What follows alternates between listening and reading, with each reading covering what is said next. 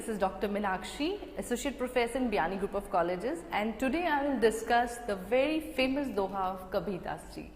That famous doha of Kabir Das ji that stated actually Jaat na pucho santan ki nirguna. That was translated by the famous poet of India, Rabindranath Tagore. And today we are going to talk about that translation of Rabindranath Tagore, which actually describes the thought procedure of Kabir Das ji.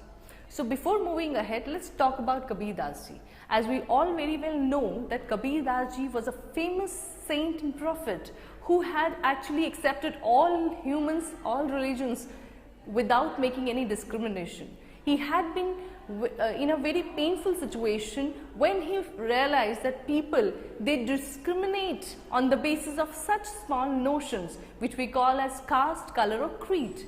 So because of that pain, he has composed many famous dohas just to give an enlightenment to those ignorant minds who are actually not able to understand this foolishness of theirs. So basically we know that there are so many tales about the background of Kabir Das ji. Some say he belongs to a Muslim family, some say he belongs to a Hindu family, some say he actually was born in a Hindu family but left out, and finally he was found by a Muslim man and he finally adopted him. And during that time when Kabir Das ji left for heavenly abode, there was a dispute among Hindus and Muslims over his cremation rites. Muslims wanted to have the cremation rites, the Hindus, they wanted to have the cremation rites. So what happened? His body was converted into flowers. It transformed, it changed into flowers, and finally Muslims and Hindus, they divided the flowers in two parts and took each part for them. Muslims, they cremated those leftovers in the form of flowers of Kabir Das ji in their own rituals, in their own ways, and Hindus similarly, they cremated the leftover in the form of flowers of Kabir Das ji in their own traditional way. So finally, what actually is this representing is our society is entangled with this very narrow thought of discrimination, casteism basically. I remember in ancient time this caste system was formulated just to make a distinction on the basis of work, not on the basis of birth, but men, for their own convenience, they carry forward the thing and promoted it as a kind of a distinction which is on the basis of birth. But when this kind of an idea was formulated earlier, there was no that sort of a thought or not that sort of an intention where we are going to find the distinction on the basis of birth. Basically the people, the men who were good in warriorships were ranked or categorized in Kshatriya community. Kshatriya basically, they were categorized as Kshatriya. Those men who were good at religious sermons and religious proceedings, they were categorized as Brahmins. Those who were good at trade and commerce, they were categorized as, for the specific terminology, for them was, we had Kshatriya, we had this Brahmins, we have those people who believe in, who actually deal good in commerce and trade. Then we have finally those who were not having that developed or good intellect to accomplish such the three above skills. So they formally they were the one who were needed for the cleaning and maintenance of the society and the social structure. So this was the way the distinction was made. So that was just on the basis of work. But later on, for their own convenience, men started this distinction on the basis of birth. A child who is born in a Kshatriya, who is born in the family where the father is Kshatriya, is supposed to belong to the Kshatriya family. So no matter that child is having that skill of courage and bravery in him or not, it doesn't make any difference for those people. So that is actually a wrong thought or belief.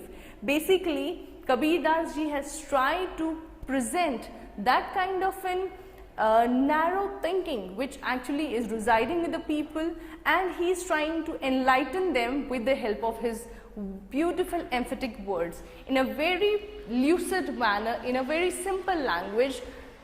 The whole idea, the whole concept has been given, and this has been translated, as I mentioned in the beginning, by Rabindranath Tagore in English. Let's have a look of the poem first.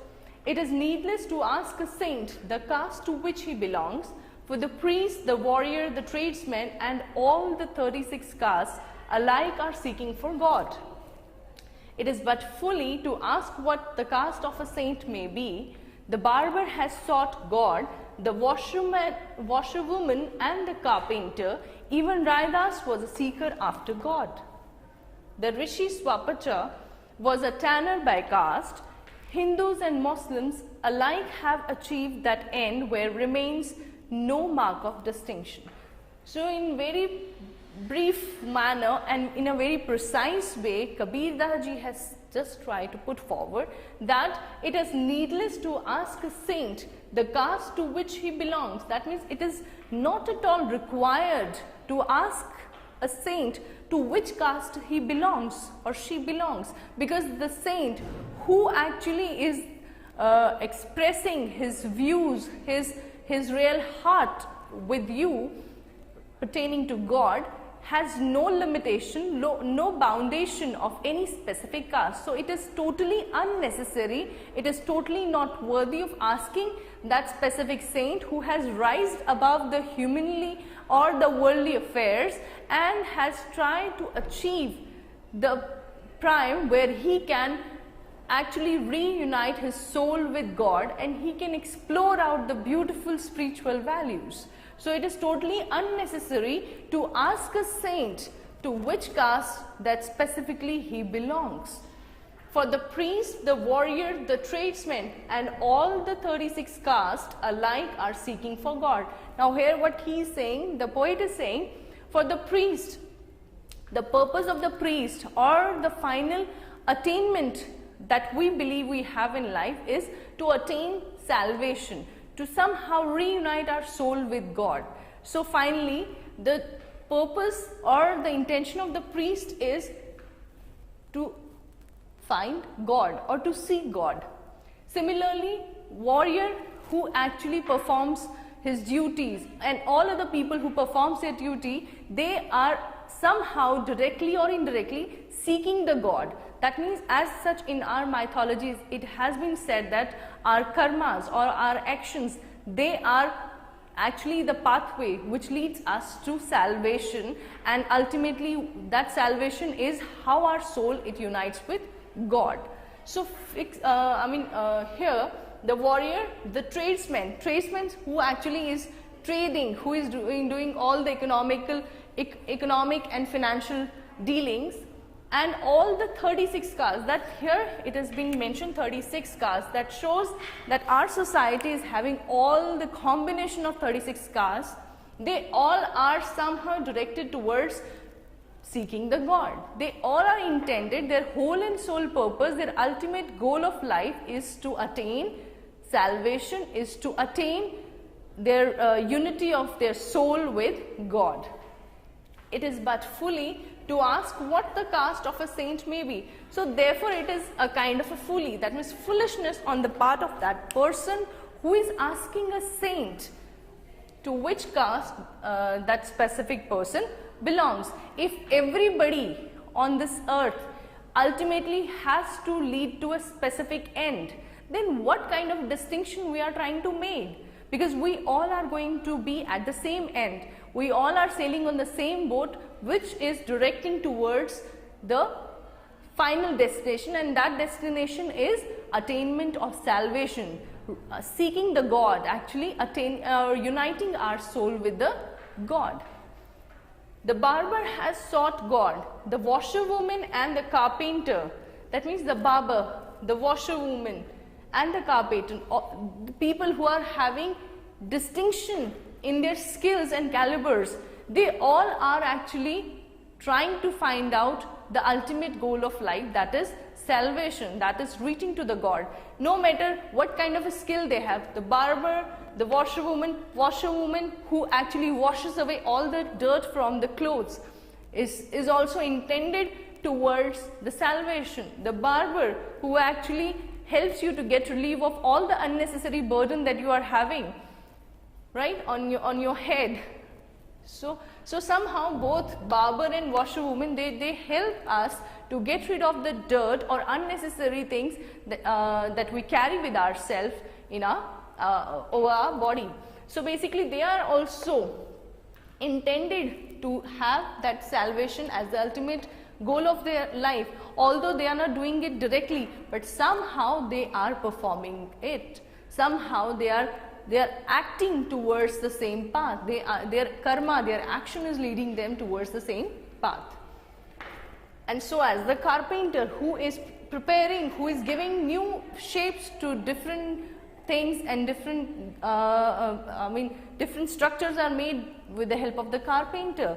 So basically it means, what is the purpose of putting reference of all these people? It means that no matter what kind of skill they possess, they are totally different and unique individuals. No matter what kind of skill they possess or what kind of services they are providing, no matter how rich they are or how poor they are, but their ultimate goal of life is to attain salvation, to somehow make their soul so pure, so enriched that it can ultimately meet with God.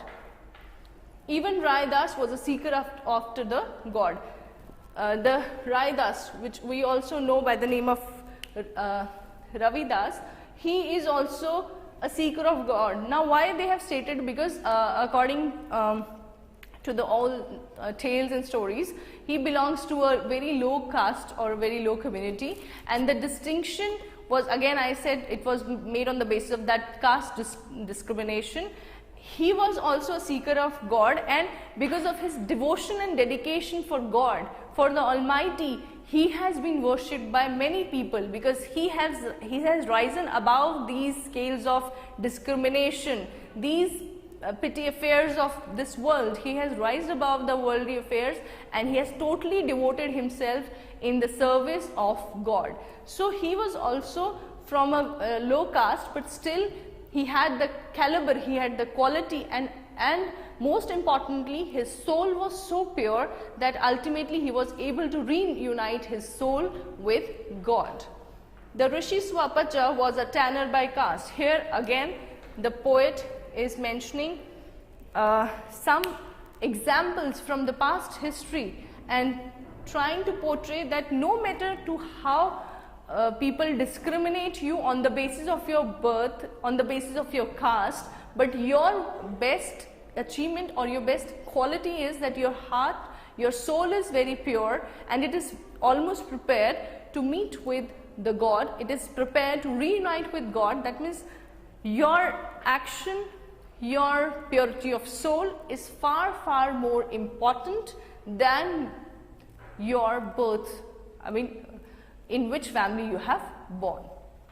So Rishi Swapacha, he was basically a tanner. Tanner means one who actually works with leather, right? So he was a tanner by caste, but still he had that devotion, he had that feeling of surrender for God that made him actually a devotee of Almighty. His dedication and devotion ultimately made him to attain salvation.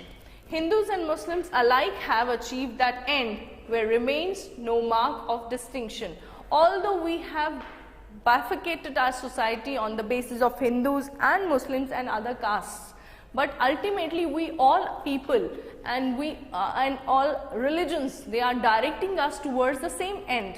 Although we all are sailing in different boats to reach the destination, the fact is that the destination is the same that we wanted to attain, that is salvation, finally making our soul so eligible, so pure that it can be reunited with the God. No matter in which boat we are sailing, that means no matter in which way we are trying to follow to make our soul pure, to attain salvation, either we are Hindu or Muslim, it doesn't make any difference. We are achieving the same end. Our end is same. where remains no mark of distinction, and that destination is such a place where no such kind of discrimination is made, and people are not categorized on the basis of caste, color or creed, but on the basis of their devotion, their dedication, their feelings for God. So basically, through this poem, the poet Kabir Das ji, he has tried to enlighten those ignorant minds who had actually blocked their thoughts and made such kind of discriminations. And if we say that we are living in a nation, we are living in a society, by these thoughts we are basically corrupting such society, we are corrupting such nation. So basically he has just tried to portray the scenario, the short-sightedness of people who actually believe in discriminations, and also has stated in a very beautiful way that whatever kind of discrimination you made, ultimately we all people have to reach at the same end, we'll be reaching at the same point, and at that place, at that point, there will be no distinction between people on the basis of their caste, color or creed. No matter in which family you are born, but if you have a pure heart, you have a ultimate thought about salvation, then you are actually devoted or you are eligible for that specific place. So this is all about this beautiful doha that Kabir ji has composed, and Rabindranath Tagore has translated in English, so that we can, and anybody on this earth around the globe can have an understanding of this beautiful doha, which was actually composed by Kabir Das ji in Hindi language, but finally because of Rabindranath Tagore we are able to understand, and the other people around the globe, they are able to understand what he actually wanted to convey. So on this note, I will end up my lesson, but there is a message with this lesson that we should never be on that scale where we are categorizing people on the basis of caste, color or creed. We have to understand that we all people belong to the same place, and ultimately we all have to reach to the same place. By this thought, we can make our society beautiful, and ultimately this planet a very beautiful and a very effective place to live. Thank you, and I hope you have been clear with the concepts. Thank you and have a nice day.